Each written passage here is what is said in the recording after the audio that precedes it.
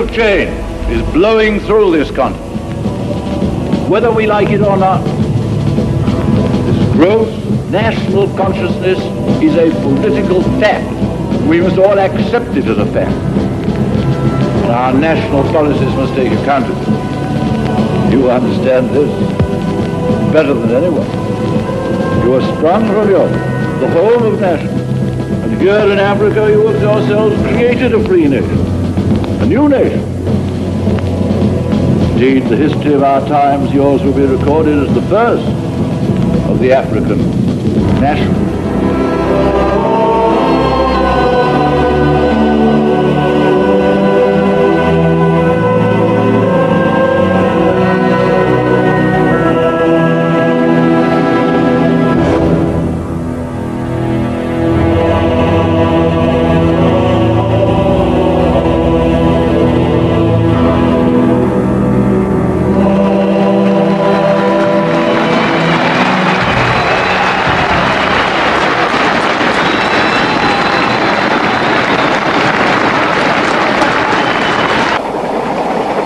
Harold Macmillan's wind of change blew for 34 long years and left a withered, emaciated continent in its wake. Famine soon reigned, as well as dictatorship. Railway lines deteriorated and harbours closed. From being food exporters, many African countries were now crying out for help. Without their natural import facilities, landlocked African countries were now forced to look south. South Africa's harbours and its sophisticated network of railways became the gateway to Africa north of the Limpopo. Those were the dark paria years. Africa had but little choice.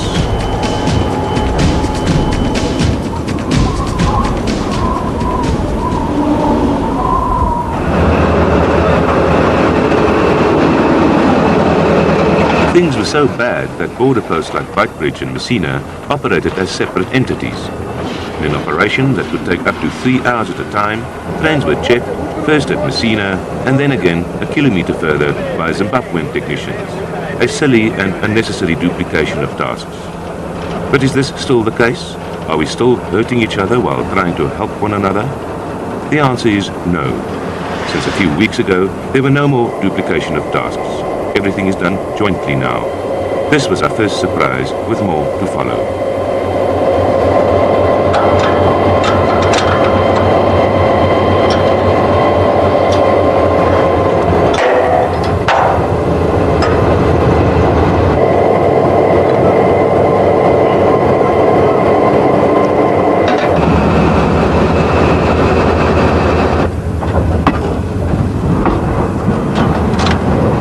Two months after the birth of the new South Africa, an intrepid, all-white South African film team embarked on a venture which only a few months ago would have been deemed impossible. Armed with little more than foolish courage, our cameras, and enough food and water to last us most of the way, our small group of new South Africans decided to do something that has never been done before. To put Africa's trade routes, its railway services and the goodwill of its people to the test. To hitch our private railway coach, courtesy of Spoornet, to the first goods train going north and further north. Countless hitches and many goods trains later, we finally did discover the end of the line. This is the story of that journey. But more so, it is the simple story of an artery that has been kept open against all odds.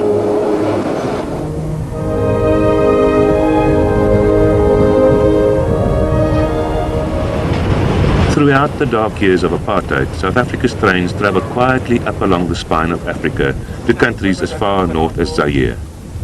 It is said that at least 30 African countries were so dependent on this system of arteries flowing from South Africa through Botswana, Zimbabwe, Zambia to Zaire that without it, their economies would have collapsed. Your wife, you put it on your door, your books, anyway.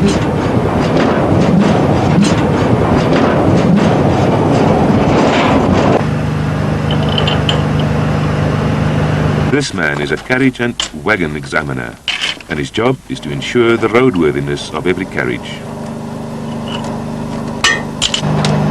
His little hammer has just detected a possible loose tire on one of our wheels. A dull sound could spell potential disaster. An exploding wheel can derail a train, a prospect we weren't exactly looking forward to, considering the distance we still had to travel.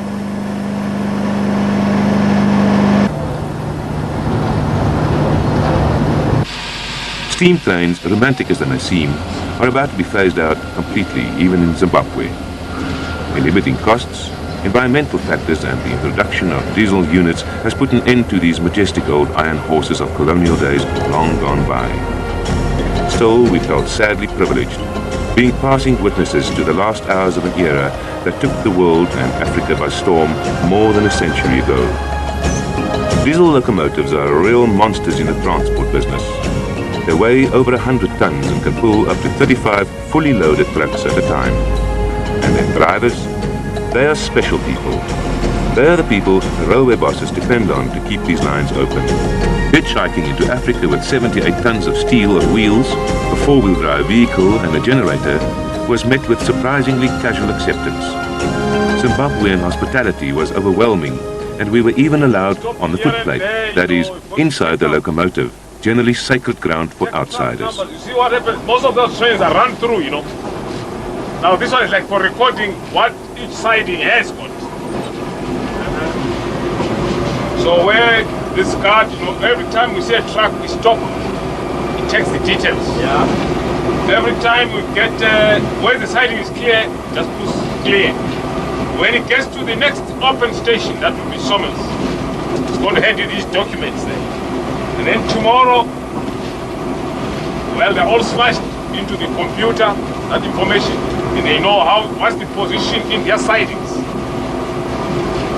Then they know which one to clear, which one not to clear, or what's taking place in the siding.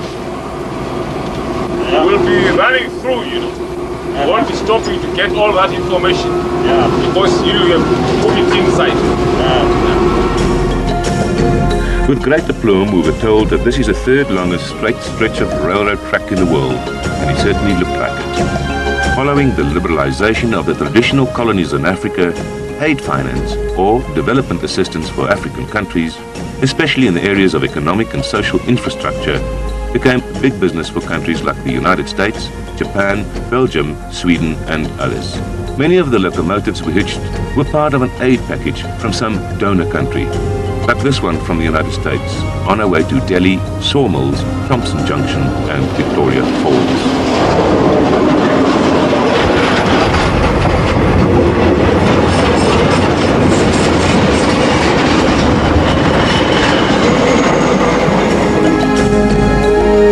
We experienced the first suspicious glances and the first of many delicately probing questions. Who were we? Why a fancy caboose behind a grimy goods wagon?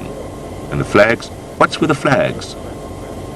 The further north we travelled, the more questions we answered. Questions about the elections, the availability of work, about money and help from South Africa. It was time for a crew change. From here on, the track travelled more or less straight through Wankie Game Reserve to Thompson Junction, one of the important marshalling yards for north and southbound rail traffic.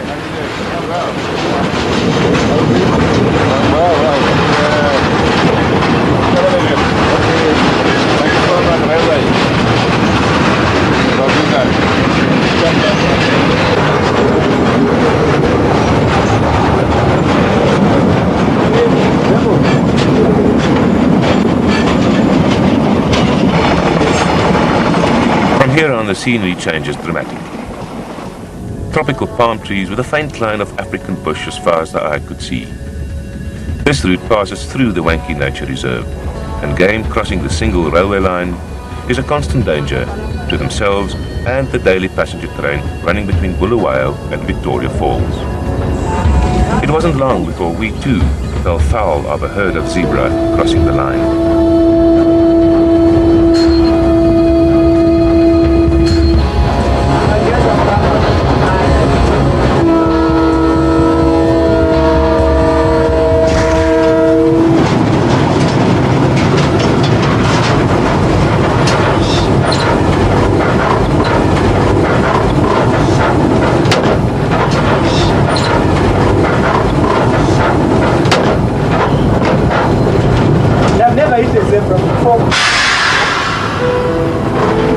Our driver was visibly upset.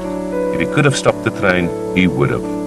How do you stop over 100 tons of steel in less than 50 meters, charging down on a flustered herd of zebra at 60 kilometers per hour?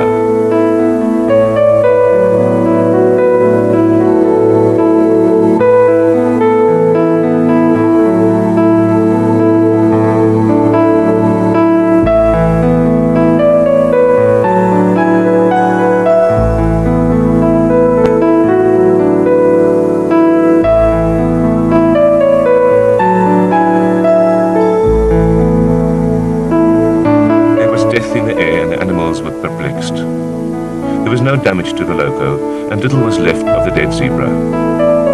A strange quietness moved in, like an invisible fellow traveller, and accompanied us all the way to Victoria Falls.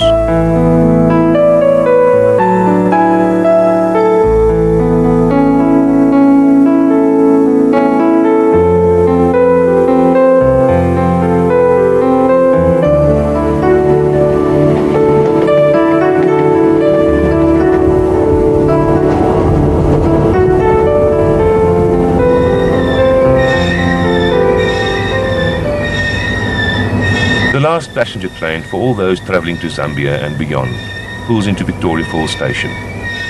No passenger trains pass over the bridge from Zimbabwe into Zambia.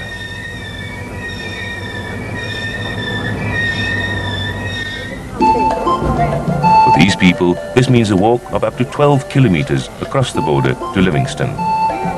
From here on, the team will have to rely on a locomotive from Zambia and goods trains passing through to take them north. Finally, our crew is complete with the arrival of Pierre, our production manager. He will be sorely needed, because the real Africa, so people tell us, starts just across the border.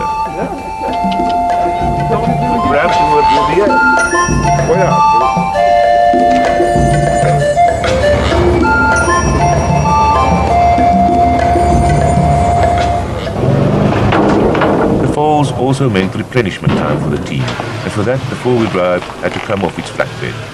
This was our last freshwater stop, and food is still relatively cheap in Zimbabwe. Goods trains from here into Zambia run infrequently, and we were told a wait of at least a day, perhaps two, is not uncommon. For the rest, there were sights to be seen and thrills to be had.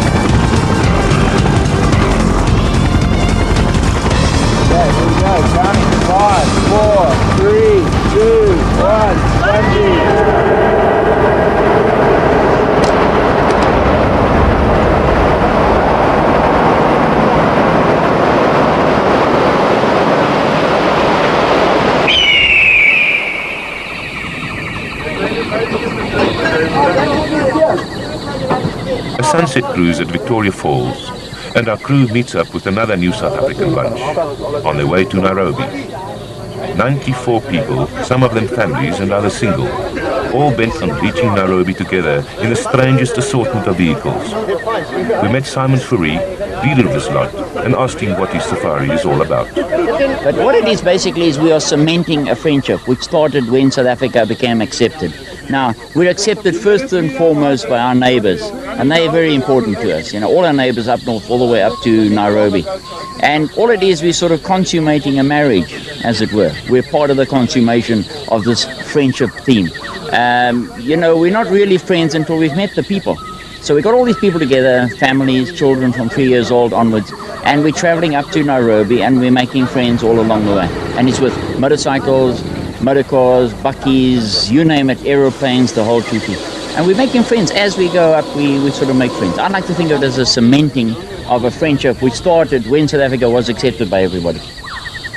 There seems to be a new urge among South Africans, especially white South Africans, to reach out and touch and meet fellow Africans. And this urge takes them on hazardous journeys spanning not only countries in Africa, but our entire continent. It's as if Harold Macmillan's winds have made an about turn and are now blowing fresh from the south, carrying new messages of hope for all Africans across the Limpopo.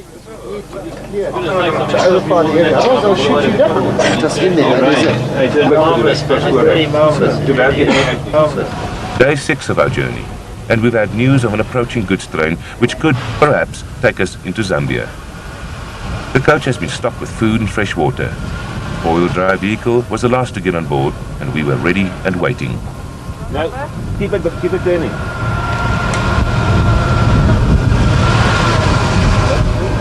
Jy moet nog kom. You're okay here. Our excitement soon evaporated when our loco somehow ran off the tracks, a seemingly common occurrence in these parts, and even more so the further north we travelled. We were well and truly stuck.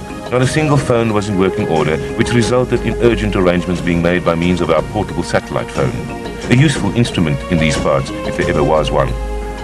From here on, this proved to be our only reliable means of contact with our base back in South Africa. That same night, news came through from Zambia. A loco's on its way. Zambian passport and customs officials obliged and came on board in Victoria Falls to clear us. Thank you. Can we say goodnight to you? No. Thank you very much. We'll see you on the return trip. Okay. Thank you. At last we were moving again. A long, shaky night's train ride into day 7, and a first of many shunting stops along the way.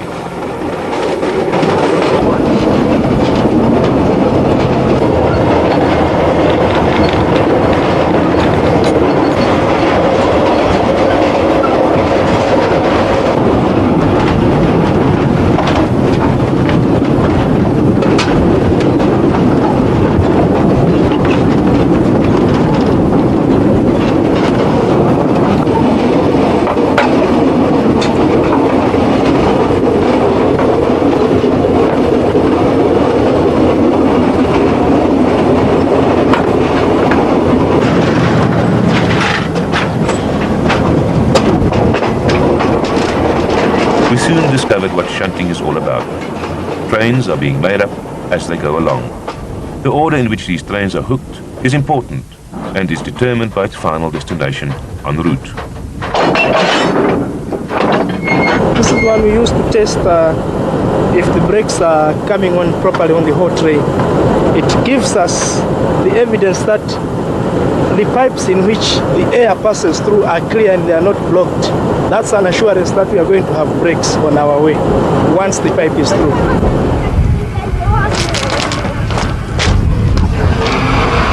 So this is a rubber washer. We use this to seal off and lessen any possible air leakages between the pipes. So once we attach it here, we affix it, at least we are assured that the air leakages would be minimized. Hence we get our required vacuum reading on the vacuum gauge.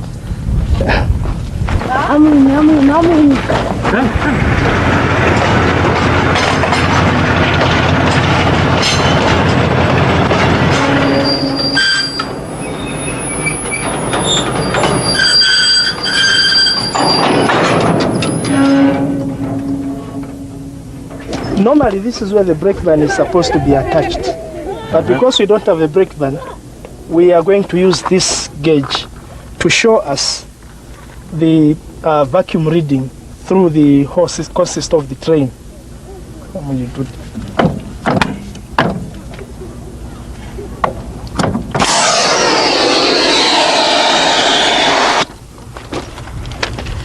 We've got enough vacuum clearance, which is now 22 inches.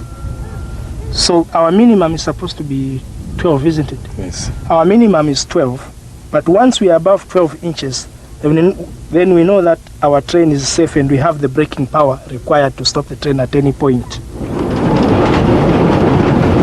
We asked our driver about the cooperation between Zambian and Zimbabwean railways. We were told that, in the spirit of negotiations currently underway between South Africa and Zimbabwe, Zambian Railways too are hoping to introduce joint inspectors and possible through-working of locomotives and crews into each other's territories. Zambia's railway crews are surprisingly friendly and helpful, considering that Zambian Railways Limited is facing bankruptcy. These people haven't yet received their salaries for the previous month when we moved through there. The deeper into Zambia we moved, the more the condition of the tracks deteriorated and the slower the train travelled. Village life carries on normally all along the railway line. People are born, brought up and buried along this track. In Zambia, we saw no sign of the famine of 2 years ago, and soccer was the main occupation wherever we stopped. That and chewing African chewing gum. Trying to work their way out of their own half, and again they give it around. They've given the ball away too many times already for Arrigo Sacchi. See that? But this one must have been green because There, it's as tough as there. nails. That's it. And then you chew that thing. It's very nice. It's really nice. What do I do? You eat Just stick the whole thing in your mouth. this whole thing with Yeah, chew it. the whole thing? Chew it. Chew it. It's amazing. I've never seen this. Oh, Where I come from in South Africa, we don't have this. we don't have them. No, we don't have them. But here in Zambia, they are plenty. Plenty of them in Zambia. In central Zambia, we came across the first signs of severe neglect. 30-year-old relics from colonial times were simply left where they stopped so many years ago. Now, people live in them. Wherever we stopped, our comparatively extravagant coach became the center of attraction. The film crew played host to policemen, railway crew and anyone who cared for a beer or a cup of coffee. And wherever we stopped, we were welcomed as friends from the south, people from the land of plenty. Looks like very beautiful lunch. Yeah.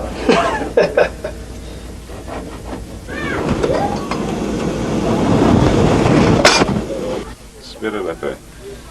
There's your beer. I see. Yes. So this livestock that we're carrying, or is that going up to? We're going to Copperbelt.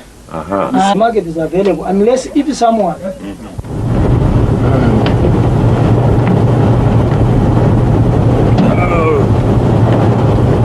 Let's go in the camp.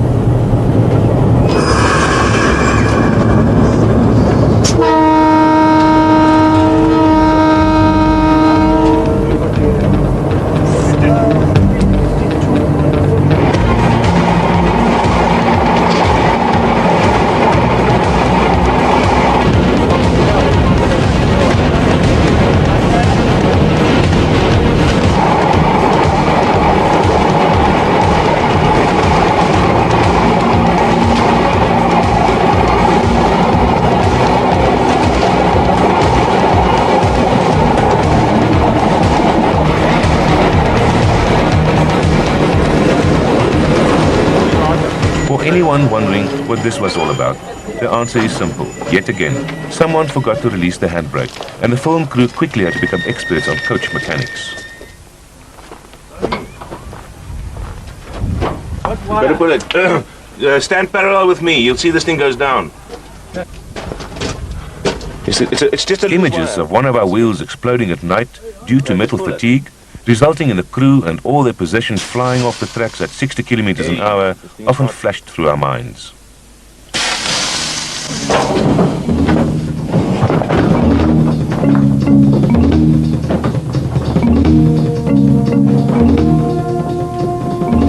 On an average day, 1,482 wagons cross from South Africa into Zimbabwe, Zambia and Zaire.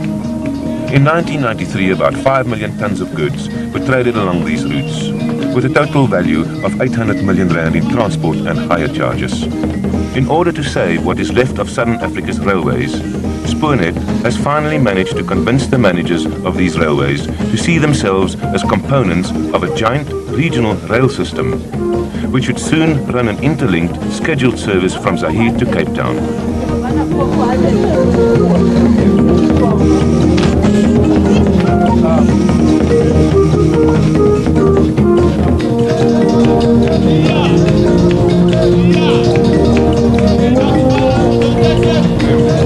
Not long ago, a goods train from Johannesburg would have taken 40 days to reach Ilebo, the physical end of the line in northwest Zaire. We were planning to do it in 11 days, as long as a normal goods train should take to get there. Soon, says Spoornet, it should take only 7 days to complete the 2,300-kilometer journey. Now that the sanctions blockade has been lifted, says Spoornet, Africa and South Africa can shed their cloak and dagger business disguises and get on with the job of building a subcontinental interlinking railway network that will one day pay its own way. Operating strictly as commercial enterprises and staying out of politics during the boycott years paid off in the end, says Spoornet. Despite the sanctions blockade, South Africa had at peak level no fewer than 70 locomotives and 15,000 trucks in behind-the-scenes operations somewhere in Africa.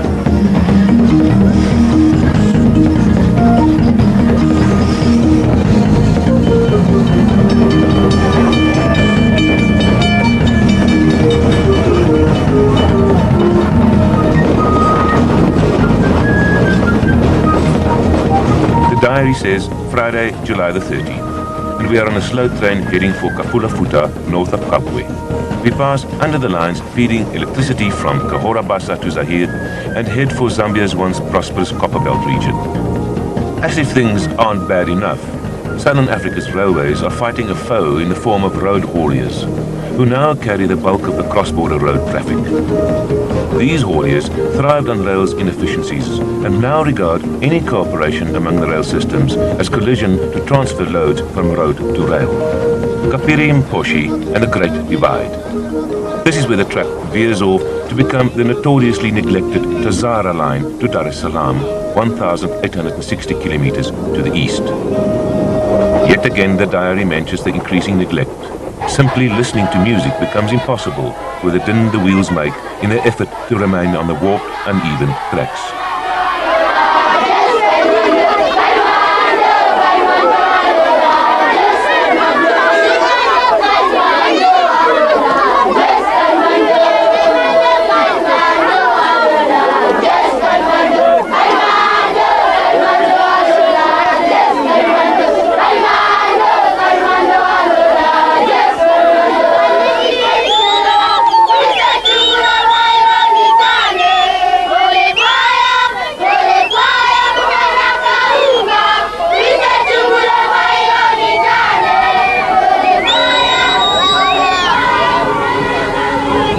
On September 23, 1993, a Johannesburg newspaper reported, South Africa and Zaire have established a joint office at Ndola on Zambia's Copperbelt to retrieve 1,482 wagons stuck in Zaire for more than 20 months because of political instability. The man running this joint office is Matthew Kabika-Senga, a multilingual whirlwind with a two-way radio.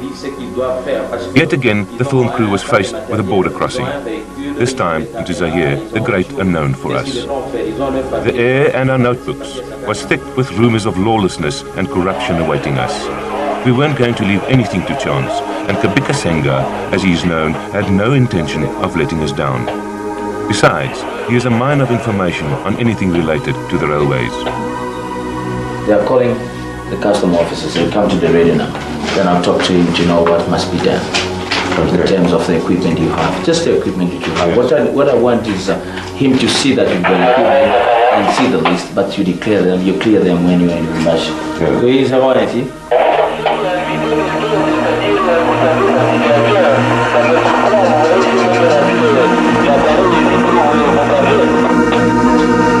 D'accord. J'aimerais un peu parler aux douaniers parce que j'ai une équipe qui vient de l'Afrique du Sud avec un matériel de photographie. Ils vont filmer le chemin de fer jusqu'à Inévo. Il faudra qu'il soit tracté par la locomotive que vous allez nous envoyer maintenant. J'aimerais savoir du douanier qu'est-ce qu'il doit faire comme formalité pour le matériel à vous. So the situation between here and Sakania, now how far is Sakania from here? 23 kilometers from here. 23, and is there any border post that we've got to actually go to? There is a border post which is at 13 kilometers from here. But it's the bush. You just see a panel which says Sakania 0 kilometers, that's all. We just drive through? You just drive through. There's nothing. So the very first time we're going to be clearing customs and immigration will be in Lubumbashi? The first town, yes. At this time, I can say Zaire is totally dependent on South Africa as much as food is concerned. Even Zambia itself, have you seen in the shops here, you've got all kind of stuff coming from South Africa. They either come by rail or by road.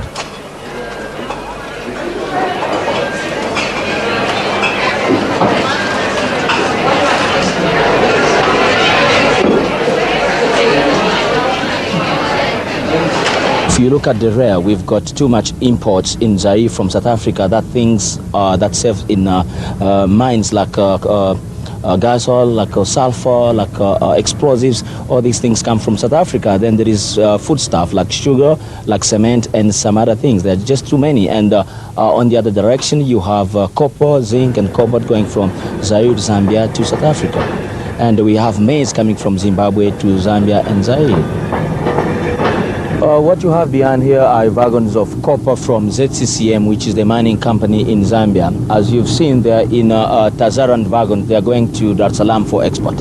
What can we expect in Zaire? I believe you told me that it is not safe. Why not? What is the situation we can expect? No, the situation is quite well, but the problem is that, you know, when you are traveling with some goods which is looked at by people there, you know, some people attempt to get it back. That is why I asked you to have security men who can take care of your goods on your way there. Tell us about these security men we're going to be getting. Okay, that means when you will be at Sakanya, which is our first station, yes, from Zambia here, you will find that we have a station master there who will be advised by me before you arrive there to provide 2 or 1 man who can go with you. We will be on this wagon and the one who will take care of your goods up to Lubumbashi. When you will be at Lubumbashi, we will find another team who will accompany you up to Kamina, and so far you will get some. Okay. Well, will they have guns as well? Yeah. Will they have guns as well? Yes, no problem.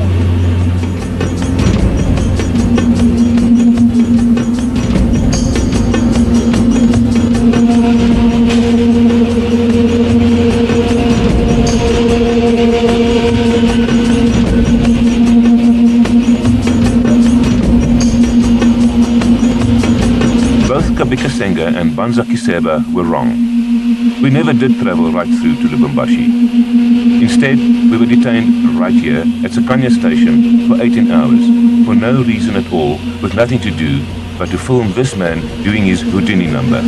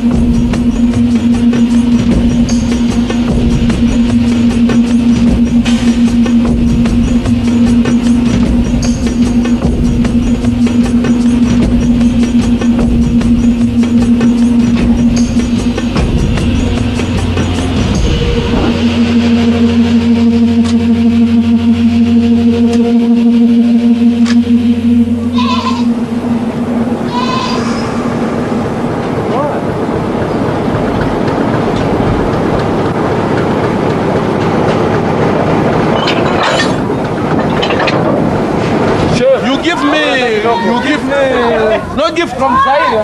No gift. Picture for you. Once we paid the customary gratuity, bakshish, a total of 800 rand, the train slowly started to move, right into bandit country. But that, of course, we didn't know. No one bothered to tell us. And a promised armed escort, they were nowhere to be seen. We were on our own. Ahead of us lay 255 kilometers of probably the worst railway track in Africa. We pulled out at a snail's pace and never traveled faster than 20 kilometers per hour. There are no passenger trains on this route, only goods trains, which very quickly became passenger trains as we rattled along. There is more to this scene than what meets the eye.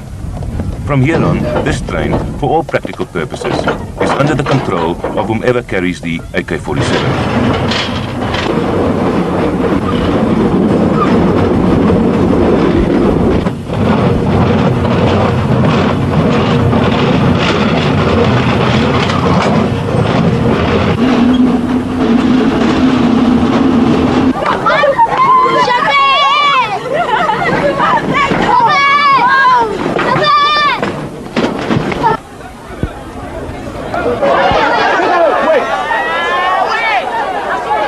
These people are passengers getting on, or rather on top of the train.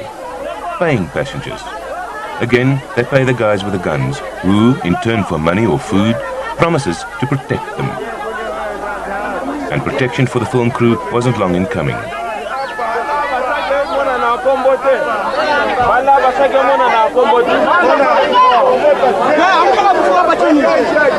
Within minutes of filming the scene, this film crew was arrested, stripped of our money and very nearly of our camera. All in French with barrels pointing at our faces.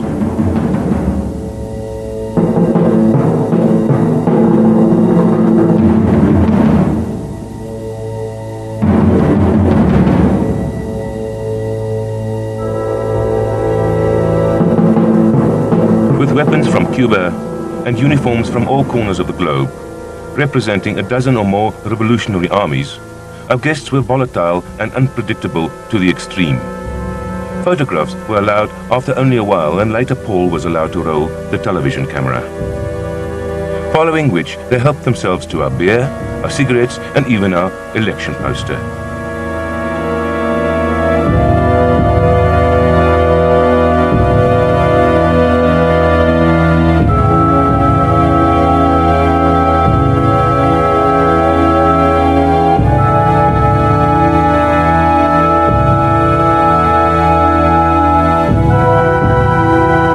Can you do with an armed man but to humor him?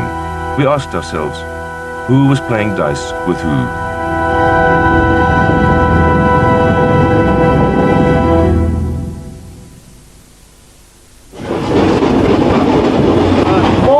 Four.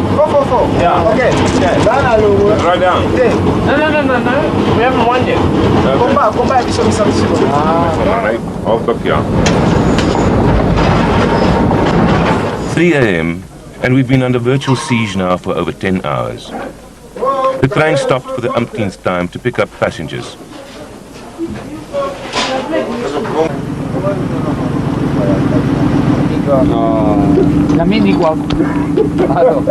Others helped themselves to some vacuum pipes. Once the rubber has been burned off, the metal inside makes ideal bed springs, we were told.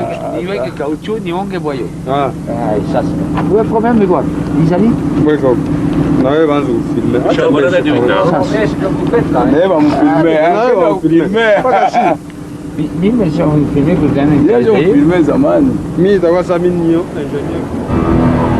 Exhausted beyond description, the crew finally went to bed, only to wake up in the center of a scene from Dante's Inferno. An eerie quiet and vistas resembling the nightmare after a nuclear war, moments before the skies close up and the world blacks out.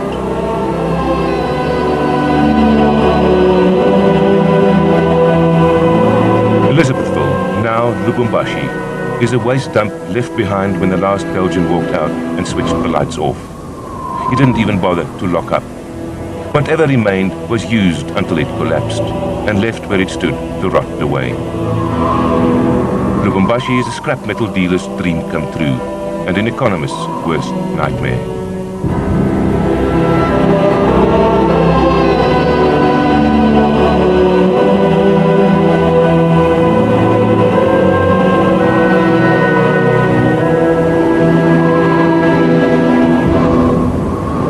February the 1st, this year, the World Bank announced that it had decided to close its offices in Kinshasa, adding that Zaire had been declared insolvent. All outstanding credit lines were cancelled with immediate effect. Shortly after this announcement, the International Monetary Fund threatened to expel Zaire and is now considering scrapping Zaire's voting rights.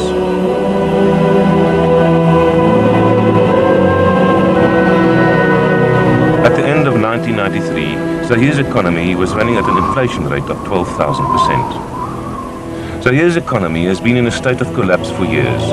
In their own words, there has been an alarming deterioration in the basic infrastructure, in social well-being, and the general standard of living.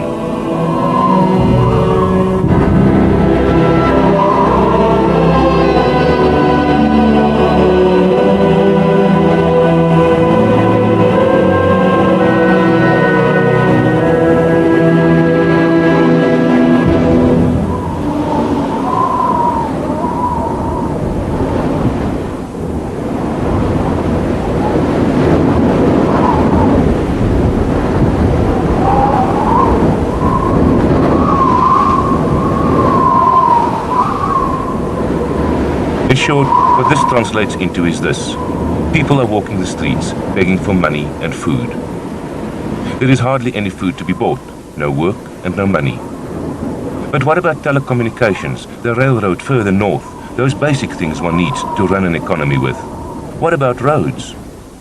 No roads, and the railway is at the very end, because people are not paid since months. They don't have wagons anymore, they don't have locals anymore. What went wrong, that is that I think that Zaire is a rich country. It was a rich country. But people have been taking all the benefits of this country for their own, giving nothing to the country.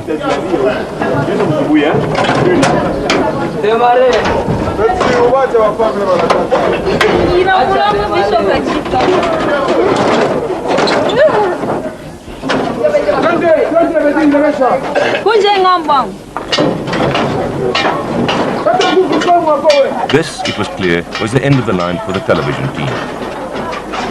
But is this also the end of the line for organizations like Spoornet and others? Is there a solution that we don't know about? The solution? I can't see a solution. Unless they get help from outside. Belgium, World Bank, and so on. South Africa? South Africa could help a lot. If the President of South Africa and President Mobutu understand each other. And what about the ordinary people? Not just the have-nots, of which there are many, but also those with a bit of standing in society, and even with a little bit of money, perhaps. Wherever we went, we saw an unsmiling, weary nation, people who have been exhausted by the burden of their country's follies. We had the impression of an entire nation on its knees, in desperate need of help, and with none or little coming. But in March this year, Business Africa announced that South Africa has entered into a barter agreement to rehabilitate Zaire's crumbling rail transport system. South Africa will supply locomotives, wagons, spares and diesel in return for Zairean coffee and exotic hardwoods.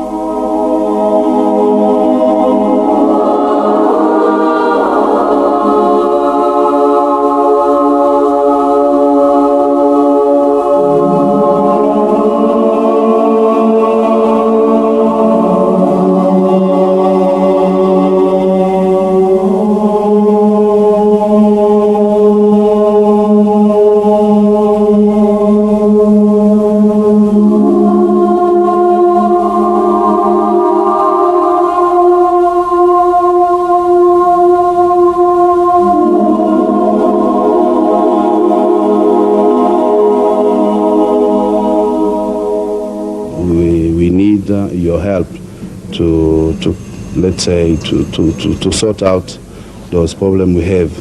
The main task is help. We have some problems here, and now if you can help us with goods from your country, it will be very, very good. The situation in the Lubumbashi with petrol and diesel is very important. We have plenty station, yes, but we have petrol and gasoline. No petrol, no petrol, no gasoline, and so forth. So gas oil is my big problem at this stage. And when there's a shortage of gas oil, then normally you got no service. Then you got a plan to buy from firms such as Petro Katanga, etc. After the colonists left, exploitation continued to the involvement of many so-called donors and consultants. Many of these organizations and individuals contributed to the downward slide of the economy, because few ever followed through.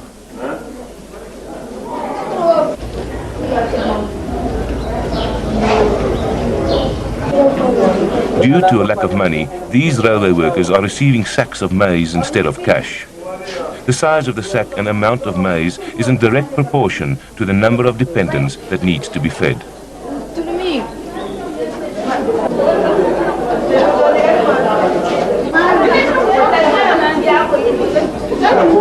Despite these conditions, there are people in high positions who believe that Zaire has a lot to offer, especially to South African investors and tourists.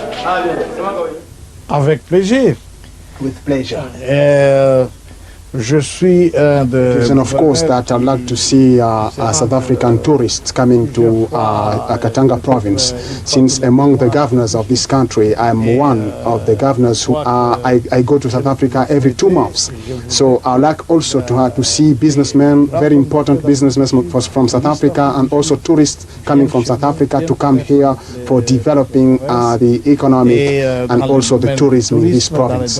And also what I'd like to stress is that the people, you see, we were waiting only the event. I mean, just the coming up of the new government in South Africa to boom up the economical development and relationship with South Africa. The film team was welcomed by His Excellency, and to prove it, he gave permission in writing for us to film anywhere in Shaba province.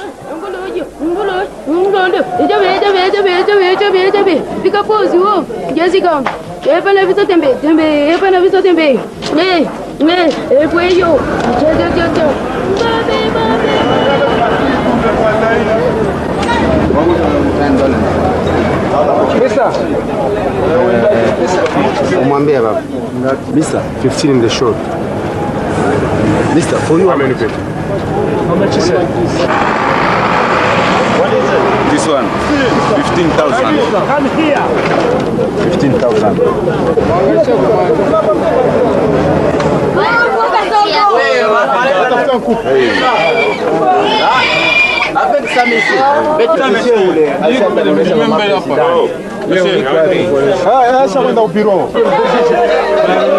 The very next day, this team was arrested by officers from the Office of Immigration and Security, who revoked the governor's permission to film and technically placed us under coach or house arrest.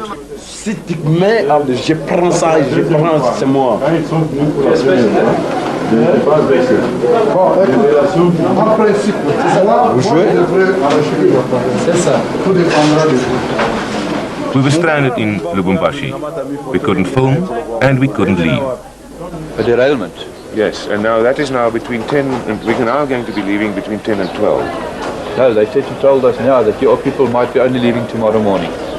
Oh, they said that? Because the reason is the gas oil that was in the customs has been released in the night. A locomotive, OCS locomotive, took the gas oil through the night, took it up, and now the electric locomotive that's supposed to be taking the train is still not available. They're still waiting to come. So it could be late tonight, it could be tomorrow. You're only going to be. We promised them 12 o'clock they're going to leave. They are not going to leave before tomorrow morning. That is our main problem at this stage. I don't know where you got your information from, but the information I have is definitely only tomorrow morning. Yes, it was caught in the customs.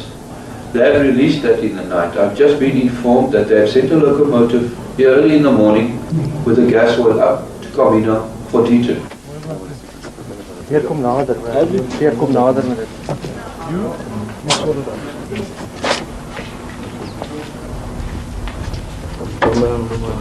And that's it.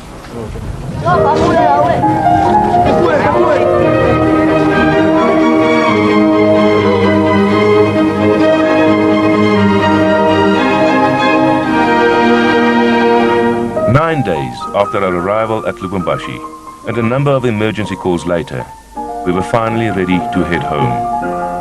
With our coach now pointing in the other direction, we could not help recalling President Nelson Mandela's poignant words to the Organization of African Unity shortly after his inauguration. We were held out as the outstanding example of the beneficiaries of charity, because we became the permanent victims of famine, of destructive conflict, and of the pestilences of the natural world. On our knees, because history, society, and nature had defeated us. Africa cries out for a new birth.